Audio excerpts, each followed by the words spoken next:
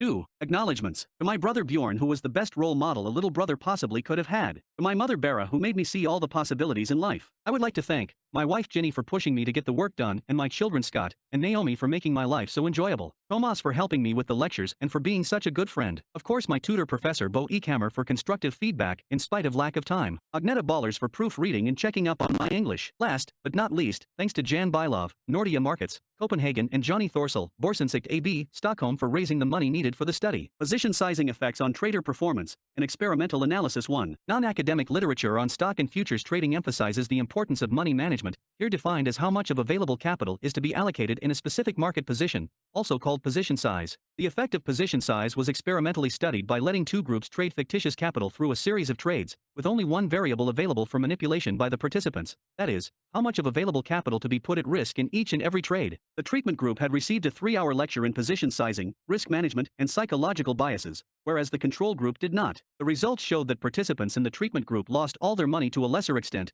p less than 0.01, than those in the control group. However, the treatment group did not gain significantly higher profits than the control group. Traders being able to gain money over the long run were taking smaller positions than losing, and bankrupt traders were p less than 0.0001. By receiving a theoretical education, without any practical training, the risk for a trader of going bankrupt when trading simulated stocks was decreased to 1/10. Position sizing effects on trader performance, an experimental analysis. Background. Buying and selling stocks and derivatives have increased enormously over the last decade. An occupation, earlier restricted to a few well-situated capital owners, has now become almost a national movement, involving a majority of the Swedes. There are reports estimating 80% of the Swedes, 16 years of age and above, to be shareholders, directly in the markets or indirectly by pension funds. Modig, 2001. The stock market is a popular subject of discussion at work, at home, and in the tabloids. Media are reporting of people gaining huge amounts in the markets, but also giving hindsight descriptions of how one could have made millions, or more recently, how much capital that was lost in the latest decline. During the last quarter of 1999 and first quarter of 2000,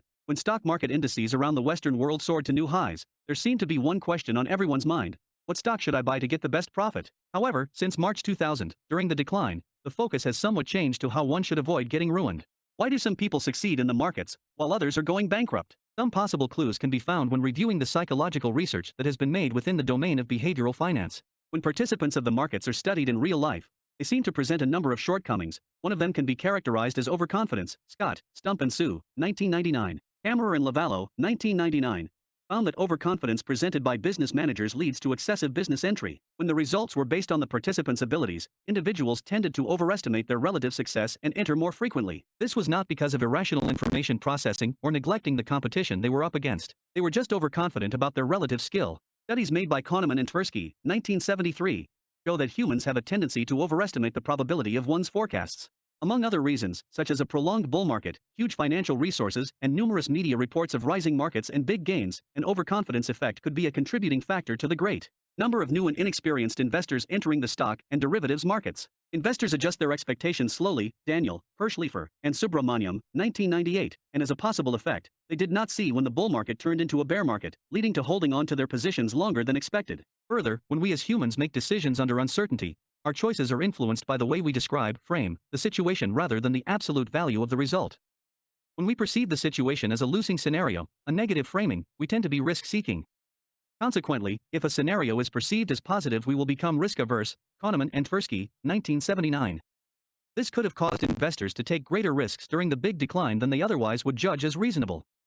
Altogether, these human foibles make investing or trading in the stock markets a difficult task. How could one possibly become a successful market player? One of the recipes of success, at least according to non-academic literature, is to control one's risk and utilize proper money management. The definition of money management is not perfectly clear, and according to trading coach Van K. Tharp, it is not risk control per se, diversification, or how one makes trading decisions as sometimes stated. Tharp, 1998. Risk control and maximization of profits is rather a result of implementing money management strategies. Tharp emphasizes that money management or position sizing, this term will be used in the following, answers the question: how much or how many? Tharp, 1997. In the meaning of how much of available capital is to be put at risk, or how many contracts or shares are to be bought. In this paper, the following definition of money management will be used. Money management determines how much of available capital is to be allocated in a specific market. Position, that is, the number of shares bought or percentage of total capital spent. Author/trader Jack Schwager has published 2 bestsellers, Market Wizards, 1993, and New Market Wizards, 1994, where approximately 40 exceptionally successful traders were interviewed. These traders were chosen on the basis of consistently high annual return or extraordinary growth. I was looking for people who had attained incredible achievements in the market, such as a 12 years average. 6. Annual return of 45% with only a 5% max drawdown, Gil Blake, or turning $30,000 into $80 million, Marcus, etc. The methodologies used was sick, not a precondition, but rather an information item I sought out. Schwager, 2000. There was not one particular method of analyzing the markets, nor one sole buy-sell strategy that could account for how these traders could be so prosperous. However, one common trait in their approach towards the markets was their ability to manage risk. Earlier during their careers, some of them had, completely or almost, lost their trading capital. The one thing separating these future market wizards from other losers was their ability to learn from their mistakes by analyzing the risks they had taken, to develop and launch strategies for never letting themselves get stuck in the loss trap again. About losses and gains. If a trader has a long position, then prices need to rise before he/she is gaining any profit. If the trader is short, then prices must decline to make him/her a profit. The market moves regardless of the position of one particular trader. In order to make money trading, one must be positioned on the right side when prices are moving. There is an indefinite number of methods used around the globe to increase probability of getting positioned on the right side. However, nobody knows for certain whether the market will rise or decline. When the market moves against the trader's position, and he/she decides it is time to close the trade, the price movement multiplied by position size determines the size of the loss. Accordingly, the risk can be estimated as the drop from entry point to exit point, that is, the difference between actual buying price and predetermined selling price multiplied by the number of shares sold. Following this reasoning, the potential profit that one can receive depends on price rise and position size. Mastering these two concepts cut your losses short and let your profits run seems to be the common denominator making the market wizards so successful, rather than having a high percentage of winning trades, being able to pick the right stock, or ignoring a losing trade. When a loss is realized, there is an obvious mathematical rule regarding drawdowns affecting recovery that sometimes is overlooked. If losing 1,000 Swedish kronor out of a total of 10,000 Swedish kronor, a 10%. 7. Loss, then to get even, there is a need of a 11.1% increase on the remaining 9,000 Swedish kronor. The larger the loss, the greater profit must be obtained to recover, see Table 1. A 30% loss requires a profit on remaining capital of 43%. That is more than twice as much as the broad general index of Stockholm Stock Exchange rose during the 11 years from the beginning of 1990 to the end of 2000, an average of approximates 16% annually. General index rose from 1231 points at December 29, 1989 to 4,735 points at December 29, 2000, a total increase of 285%. Taking losses bigger than that requires extraordinary profit compared to index, and still that is just to recover. Table 1. Drawdown effects. Size of drawdown on initial capital percent gain to recover. 5% 5, 3%. 10% 11, 1%. 15% 17, 6%. 20% 25, 0%. 25% 33, 3%. 30% 42, 9%. 40% 66, 7%. 50% 100%. 60% 150%. 70% 233%. 80% 400%. 90% 1000%. The importance of cutting losses short is obvious. If the trader is unable to survive in the markets on a near-term basis, then he/she will not be around when opportunities arise to make money on the long term. Again, the price movement multiplied by position size determines the size of the loss. The greater the number of shares, that is, the position size, the greater the loss. The quotations below from Schwager, 1993, reflect a top trader's view on managing risk. 8. Risk management is the most important thing to be well understood. Undertrade is my second piece of advice. Whatever you think your position ought to be, cut it at least in half. Bruce Kovner, Schwager, 1993, p. 82. To sell an asset that is losing money is definitely a measure being questioned. Weekly, there are experts and analysts participating in talk shows and news broadcasts on national television, reassuring small savers to just sit tight. If you sell now, you'll sell at the bottom, and speculating in stocks is a long-term business. However, it can be somewhat arduous to maintain this strategy when there have been down moves from peak to trough of 75% on a stock, by itself representing 40% of the major index when trading at all-time high. Ericsson B., March 6, 2001-0317, Stockholm Stock Exchange, Sweden. Especially hard when fund managers and the big money have been selling the stock the entire journey down. This can be seen as the number of shareholders more than doubled, from 272,000 to 586,400, during the decline throughout the year, Sundin and Sundqvist, 2001. Nevertheless, for those trading the stock markets there is little advised to follow but to buy. The short-selling recommendations are very few, as are the recommendations to sell in order to take profits. According to U.S. statistics, of 28,000 recommendations by brokerage house analysts, 99% of those recommendations on U.S. companies were strong buy or hold. Only 1% of the time, analysts recommended sell. Thomson Financial/First Call Corporation, 2001. The dot-com companies rise and fall, another trying example for the long-term buy and hold strategist, seems to validate a more than 70-year-old biography quotation: the big money in booms is always made first by the public on paper.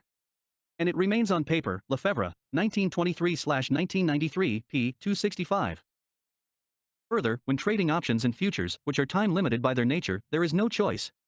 A paper loss will become real, since there is someone else, the counterpart, who will close the trade for you. To close a trade with an unrealized loss or not is a topic by itself, but will not be addressed any further in this paper. Previous research and theory. Why does not everybody minimize losses and maximize profits? Traditionally, economic theory is based on the idea that market 9.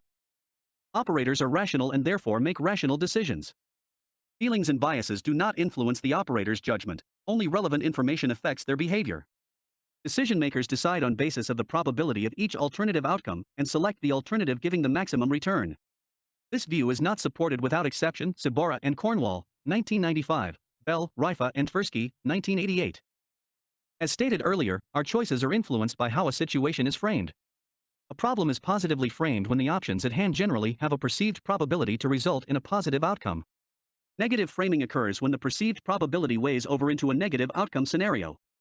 In one of Kahneman and Tversky's 1979 experiments, the participants were to choose one of two scenarios: a 80% possibility to win $4,000 and the 20% risk of not winning anything, as opposed to a 100% possibility of winning $3,000. Although the riskier choice had a higher expected value, $4,000 x 0.8 equals $3,200, 80% of the participants chose the safe $3,000. When participants had to choose between a 80% possibility to lose $4,000 and the 20% risk of not losing anything as one scenario, and a 100% possibility of losing $3,000 as the other scenario, 92% of the participants picked the gambling scenario. This framing effect, as described in Kahneman and Tversky's 1979 prospect theory, occurs because individuals overweight losses when they are described as definitive, as opposed to situations where they are described as possible. This is done even though a rational economical evaluation of the two situations lead to identical expected value. People tend to fear losses more than they value gains. A $1 loss is more painful than the pleasure of a $1 gain. Kahneman and Tversky, 1991. Describing a loss as certain, and therefore more painful, will inflict investors trying to avoid such a loss. As a consequence, they will take a greater risk and gamble in a losing situation, holding on to the position in hope that prices will recover. In a winning situation, the circumstances are reversed. Investors will become risk-averse and quickly take profits, not letting profits run. This goes for the professional investment managers as well. Olson, 1997, and this is not only a tendency in the Western world. Sharp and Salter, 1997. Costs, that is, losses, made at an earlier time may predispose decision-makers to take risks. They are more risk-seeking than they would be if they had not made the earlier loss. Thielenberg and Van Dyke, 1997. This effect is referred to as the sunken cost 10. Effect and results in organizations and individuals throwing good money after bad in order to make up for the loss. Ghosh, 1995.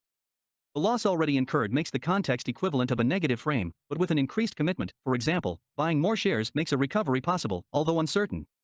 Nothing new under the sun, especially in the markets. I did precisely the wrong thing. The cotton showed me a loss, and I kept it. The wheat showed me a profit, and I sold it out.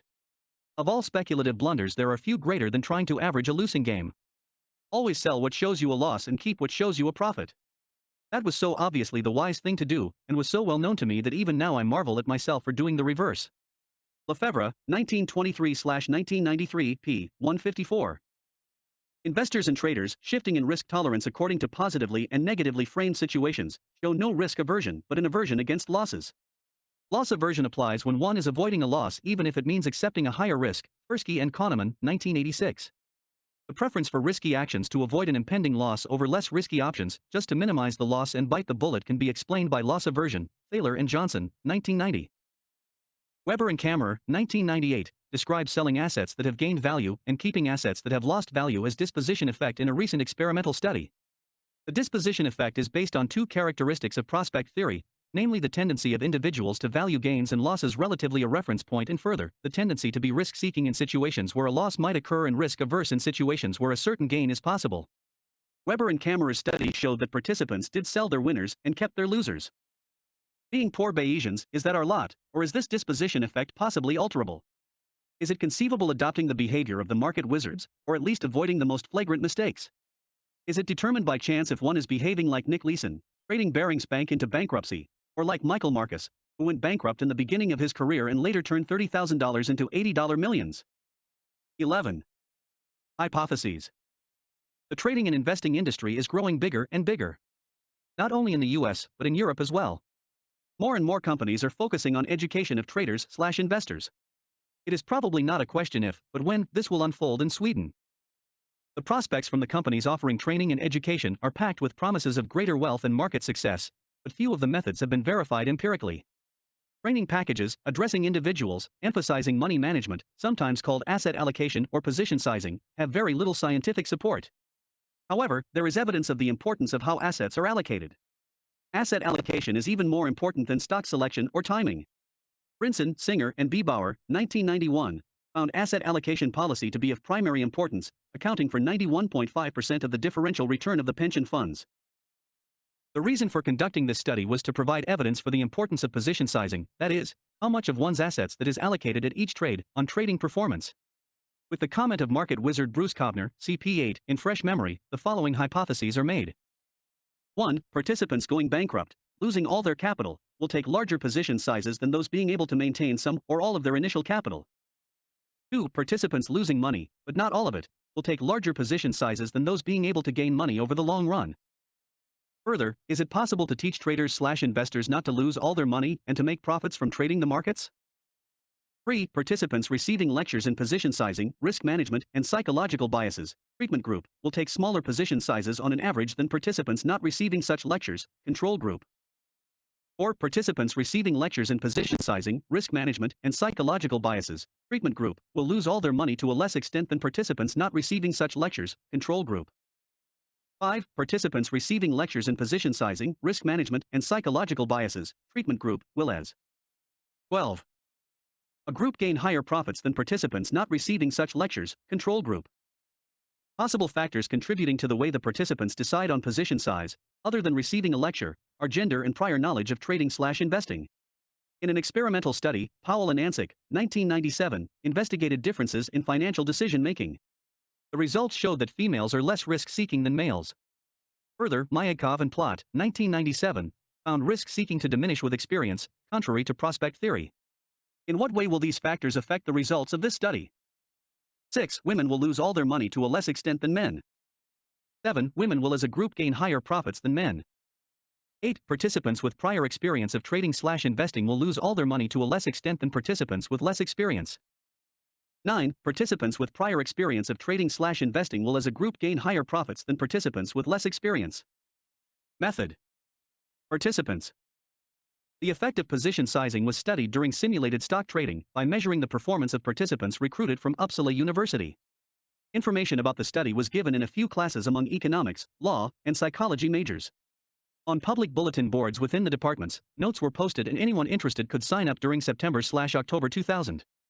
No prior knowledge of trading/investing was required. Participants were notified by phone how they would participate, and that the remuneration could be lost if performing poorly. A total of 62 students were randomly assigned into 3 groups. 20 plus 20 were assigned to the 3-hour lecture on position sizing, and 22 were assigned to the control group. The participants were asked to state their knowledge of trading/investing in the stock markets as no knowledge, some knowledge, or active trader/investor. Of the 40 participants assigned a lecture, 3 did not show up at the lecture and 5 were not able to participate in the simulations, example, because of illness or non-compliance. 2 forms of the participants in the control group were suspected to have been 13. Tampered with, and these 2 results were therefore not included in any computations. Totally, 10 individuals, 16%, were dropouts, and the remaining 52 participants, 18 female and 34 male students, see Table 2, were ranging in age from 19 to 56 years, mean age equals 24.9 years. Table 2.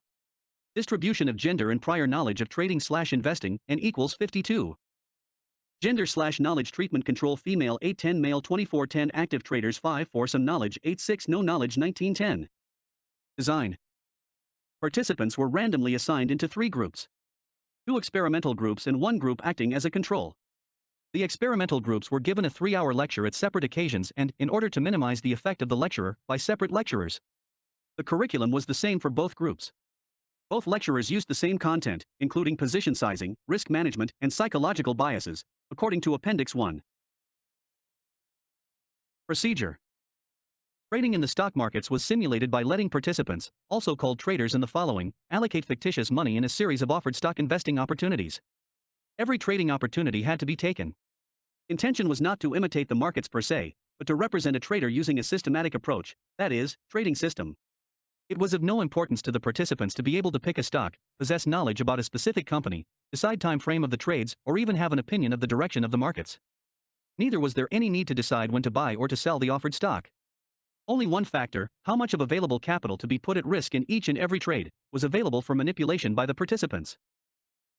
Allowed position size ranged from minimum 0.5% of available capital to maximum 100%. Trading on margin was not allowed. All trading opportunities were on the buy side, no short selling available. Colored marbles randomly drawn out of a bag determined the outcome, that is, size of loss or gain of each trade. 14. The administrator of the simulation sessions pulled a marble out and every marble drawn was replaced into the bag, maintaining the probability of gains and losses. The simulated trading sessions were administered on 2 levels. Participants started level 1 with an initial capital of 10,000 fictitious Swedish kronor, FSEK. Probability and size of gains/losses on level 1, that is, the first marble bag, were according to Table 3, representing a trading system with both probabilities of wins and expected value being in the trader's favor. Level 2, according to Table 4, represents a trading system where the expected value again, but not the probability, was in the trader's favor, thus reflecting the characteristics of a trend-following trading system. The participants were informed of the probability and size of gains/losses before starting the simulation. Each level of simulation ended after 50 consecutive trades. If the trader, at some point during simulation, lost all of his or her capital before executing 50 trades, the simulation stopped and the trader was not allowed to continue trading, neither on the present level nor the next. The simulation also stopped if the trader's accumulated gains reached a total capital of 500% or more of starting capital, for example, 10,000 FSEK growing to 50,000 FSEK. Table 3. Probability of winning and losing trades in Level 1. Level 1. Winning trades, losing trades. Percentage amount. 55% 1:1 35%-1:1. 5% 10:1 5%-5:1. Sigma 60% Sigma 40%. To be able to participate at Level 2, traders were required to increase total capital to 150% of starting capital or more. If accumulated gains reached a total of 500% of starting capital or more, traders were automatically qualified to participate at Level 2. The amount at the end of Level 1 made up the starting equity on Level 2. The more money the traders made at the first level, the more money they had to invest at the next. 15. Table 4. Probability of winning and losing trades in Level 2. Level 2. Winning trades, losing trades. Percentage amount. 10% 1:1 56%-1:1 6% 2:1 10%-2:1. 4% 3:1 4%-3:1 3% 5:1. 3% 10:1. 2% 20:1. 2% 30:1. Sigma 30% Sigma 70%. A profit of 1:1 implies that the trader wins an amount equal to the amount risked. For example, a trader starts with 10,000 FSEK, and he/she puts 1,500 FSEK at risk in the first stock offered. If it is a win of 1:1, then he/she has gained 1,500 FSEK, and his/her new balance is 11,500 FSEK. Had the trade been a losing trade of 5:1, the trader would have only 2,500 FSEK left to trade with, 10,000 5x 1,500 when offered the second stock. Every participant received 100 Swedish kronor cash, approximately $10 as payment before starting the simulated trading session. The money was theirs to keep, given one restriction: if the trader at some point of the simulation lost all of his/her fictitious capital, he/she had to pay the money back immediately.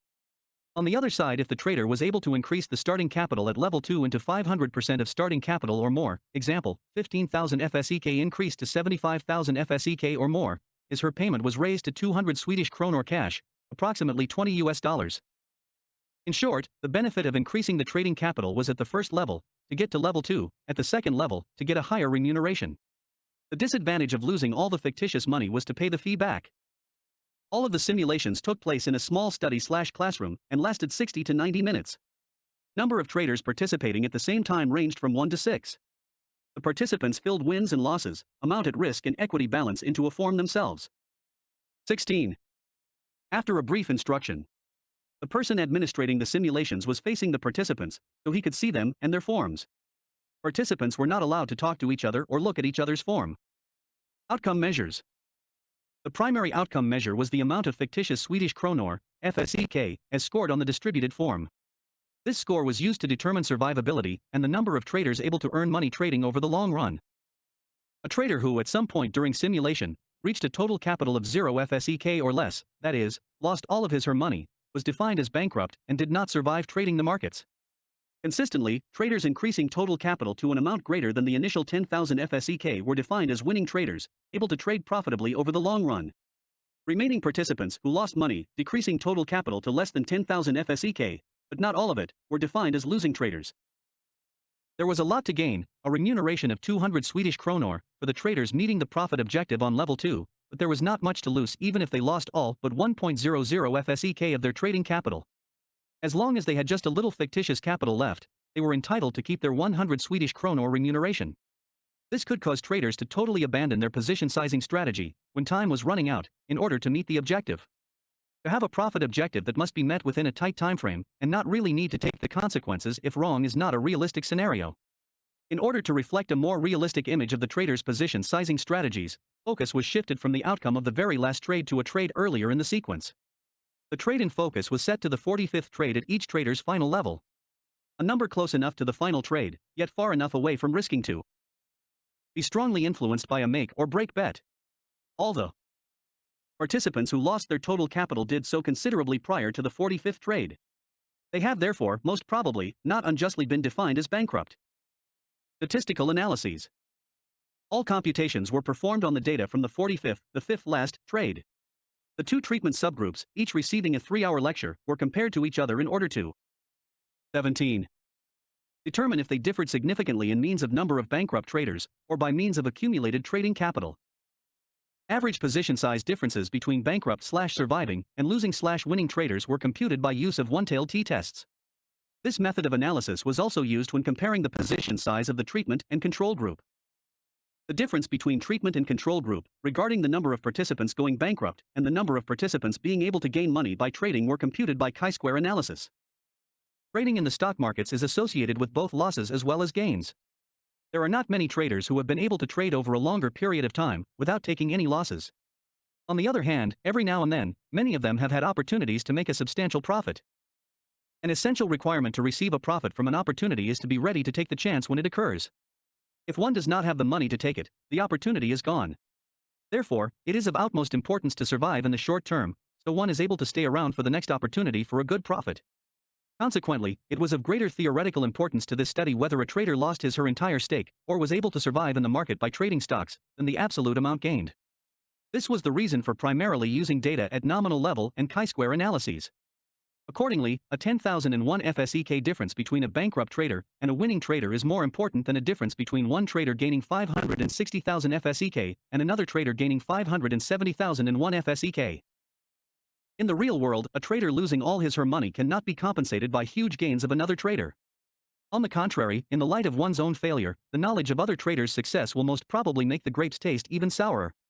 Nevertheless, the difference between the two means of total capital accumulated by the treatment and control group, respectively, was computed by use of one-tailed t-tests. Analysis of variance, chi-square analysis and t-test explored the effect of prior knowledge of trading/investing in the stock markets and gender. 18. Results. Total sample. The variance in trading performance was considerable. A range of 871,000 FSEK was obtained, with a maximum debt of -6,500 FSEK as the worst result, to a maximum account of 864,500 FSEK as the best. The mean outcome for the 52 participants was 79,616 FSEK, SD equals 170,029 FSEK, and the median equals 14,025 FSEK. 10 participants, 19.2%, went bankrupt, that is, lost all their fictitious capital. Another 6 participants, 11.5%, lost money, but not all of it, and the remaining 36 participants, 69.2%, were able to gain money by trading. Comparing the treatment groups. For the two treatment groups, receiving a lecture, the number of bankrupt/surviving and losing/winning traders were compared by chi-square test, resulting in non-significant differences. G2 equals 2.42, P equals 0.12, Gates CORR equals 0.68, P equals 0.41, and G2 equals 1.01, P equals 0.31, Gates CORR equals 0.39, P equals 0.53, respectively.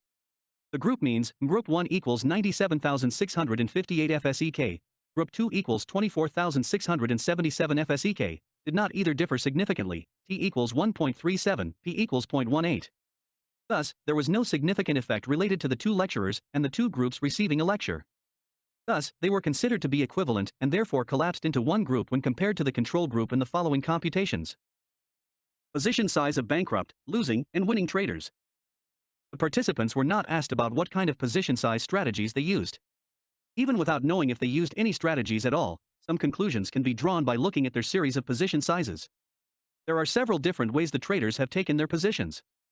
Some traders used a constant FSEK value position size, regardless of current total capital, while some others used a constant percentage of current total capital. Further, there seem to be traders varying the percentage of their position size. For example, some of them were increasing their position size after a losing trade, while others were doing the opposite, that is, increasing the size of their position after a series of winning trades. How much of available capital that was put at risk in one separate trade ranged from minimum allowed position size of 0.5% of available capital to the maximum possible size of 100%. At level 1, representing a trading system with expected value of 0.45, i.e. 19. Gain of 0.45 FSEK per 1 FSEK put at risk, position sizes of 20% or more were sometimes taken. This was done, even though such a big position could be the last position taken, if a -5 to 1 losing trade came up. The bankrupt traders were apparently taking higher risks. They were risking 22.9% on an average trade at level 1, while the surviving traders were risking 6.6%. This difference was significant, T equals 19.3, P less than 0.0001, indicating that the larger the position size, the greater the risk of going bankrupt. When calculating differences between the losing and winning traders, it was found that the former took positions of 15% on the average compared to 6% for the latter, T equals 16.7, P less than 0.0001. The tendency described above was similar at level 2, expected value of 0.91. Bankrupt traders were risking 23.7%, while surviving traders were risking 3.7%, T equals 15.6, P less than 0.0001. Losing and winning traders were risking 6.5% and 3.8% respectively, P equals 4.1, P less than 0.0001. Accordingly, Hypothesis 1 and Hypothesis 2 were confirmed. Position size in the treatment and control groups. Receiving a lecture had an effect on the treatment group to take smaller position sizes than the control group at both levels, supporting Hypothesis 3. Thus, position sizes for the treatment group were 5.5% at level 1 and 3.6% at level 2. For the control group, the position sizes at level 1 and level 2 were 12% and 5.3%, respectively. The differences between the two groups were significant at both level 1, T equals 14.8, P less than 0.0001, and level 2, T equals 3.0, P less than 0.001. All in all, the traders who received a lecture took smaller positions than those in the control group, and the traders that took the smaller positions did not only survive in the simulated market, but were also able to gain money over the long run. The average position sizes of the different groups of traders are presented in Table 5. 20. Table 5. Average position size over groups of traders. Level 1 Level 2 group of traders MSD winning 6%. 7.8%, 3.8%, 5.2%, losing 15%, 14%, 6.5%, 15.1%, surviving 6.6%, 8%, 3.7%, 5.1%, bankrupt 22.9%, 18.5%, 23.7%, 29.9%, treatment 5.5%, 7.5%, 3.6%, 6.9%, control 12%, 12.3%, 5.3%, 9.8%. The only variable available for manipulated by the participants were the size of their position. None of the traders did risk exactly the same amount, trade by trade, at exactly the same time as someone else. As a consequence, except for some of the traders going bankrupt, there were not two traders getting the same amount of capital. Accordingly, how big or small capital a trader would get in the end was primarily determined by the size of the trader's position. Profits and losses in the treatment and control groups. The participants in the treatment group lost all their money to a lesser extent, 2 out of 32 equals 6.3%, than those in the control group, 8 out of 20 equals 40%, and thereby confirming the fourth hypothesis, P2 equals 9.03, P less than 0.01, Yates CORR equals 6.98, P less than 0.01. From the chi-square table, the conditional odds of going bankrupt, if being in the treatment group or not, were derived and used to calculate the odds ratio. This resulted in the odds of going bankrupt, for the treatment group, to 1 to 10 compared to the control group. Or to put it another way, the risk of losing all his or her capital was 10 times greater if the trader had not been given a lecture in position sizing, risk management, and psychological biases. The 3-hour lecture did also produce more winning traders, 26 out of 32, 81.3%, as compared to 12 out of 20, 60%, for the control group. However, this difference was non-significant, G2 equals 2.82, P greater than 0.05, Yates CORR equals 1.85, P greater than 0.05. Neither did hypothesis 5 receive statistical support, T equals minus 1.11, P greater than 0.05, when comparing mean amount of capital gained by trading. The treatment group, M equals 58,888 FSEK, SD equals 152,480, did not gain more as a group than the control group, M equals 112,782 FSEK, SD equals 194,382. 21. Effects of gender and prior knowledge of trading.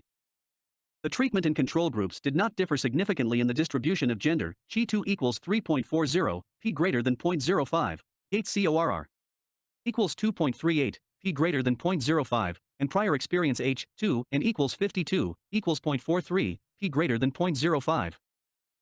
There was a main effect of gender, F1 46, equals 7.17, P less than 0.05, prior knowledge of trading/investing in the stock markets, F2 46, equals 8.26, P less than 0.001, and there was an interaction effect of gender and prior knowledge, F2 46, equals 6.47, P less than 0.005. Tukey HSD post hoc test confirmed hypothesis 7, P less than 0.0001, that female traders gained more capital, M equals 249,938 FSEK, than men did, M equals 77,372 FSEK. Having prior knowledge of trading/investing was of an advantage if one was active trader, P less than 0.001, as opposed to less experienced traders. Participants stating they were active traders gained more, M equals 392,720 FSEK, than traders with some knowledge, M equals 23,841 FSEK, or no knowledge, M equals 74,404 FSEK. Thus, hypothesis 9 was supported. However, hypotheses 6 and 8 were not confirmed. Chi-square analysis showed no significant difference between the number of women going bankrupt compared to men, G2 equals 1.17, P greater than 0.05, Yates CORR equals 0.51, P greater than 0.05. There was neither any difference between the three conditions of prior knowledge of trading/investing H2 and equals 52, equals 1.22, P greater than 0.05. Discussion. One purpose of this study was to find evidence for the importance of position sizing. The results showed that in order to survive trading in a simulated stock market, using a trading system with expected value of less than 1.0, one should take positions in sizes of approximately 3.7% to 6.6% as the surviving traders, rather than 22.9% to 23.7% as the bankrupt traders. Further, to be able to increase one's account over the long run and actually make money by trading the simulated market, one should not risk much more than 6% as the winning traders did on an average. Accordingly, deciding how big one's position of shares should be was of crucial importance. If the participating traders would lose all their money, get into debt, and not be able to trade anymore, or if they would gain profits of up to 871,000 FSEK, as the best performing trader did, an increase of 8,500%, was primarily determined by their position sizing strategies, since position size was the only variable they could affect. 22. Of course, the results were also influenced by chance, since the outcome of a trade, to win or lose, was determined by randomly pulling a marble out of a bag. However, all the participants were trading the same positive expectancy trading systems. They should all be able to gain money over the long run, but not everyone did. The traders participating in the same sessions did all get the same trades, winners as well as losers, and no traders, other than some of those going bankrupt, did get the same results.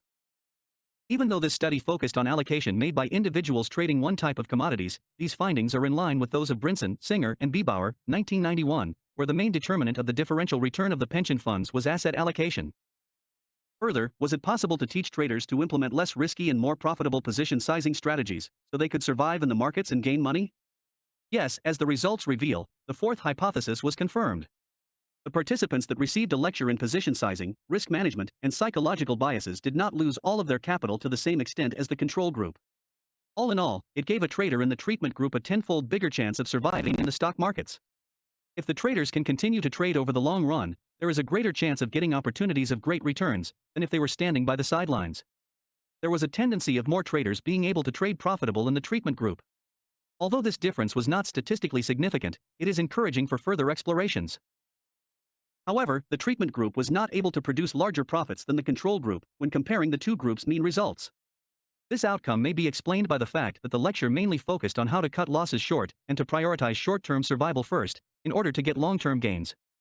Maybe the first part of Larry Height's basic rules about winning in trading was not emphasized enough, leading the treatment group to take two small positions. 1. If you don't bet, you can't win. 2. If you lose all your chips, you can't bet. Quagger, 1993, p. 189. Again, an explanation why the control group gained more as a group is probably position size. If you bet big, you will lose big when you lose. Evidently, if you bet big, you will win big when the draw goes your way. 23.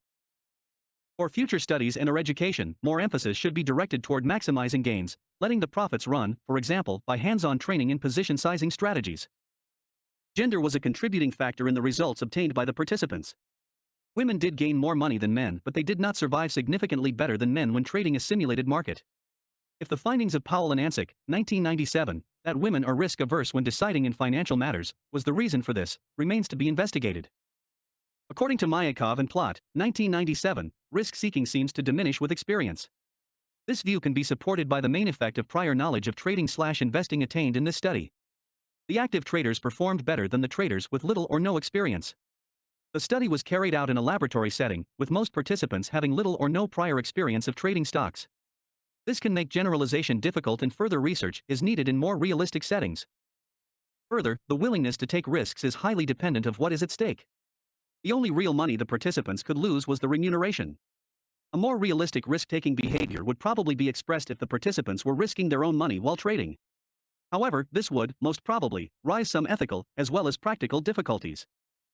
In order to minimize the risk of anyone tampering with the data forms, future studies are encouraged to gather the data electronically, by using computer-generated versions of data forms. Finally, being able to decrease the risk for a trader of getting ruined to a tenth, even if demonstrated only in a laboratory setting, is highly inspiring.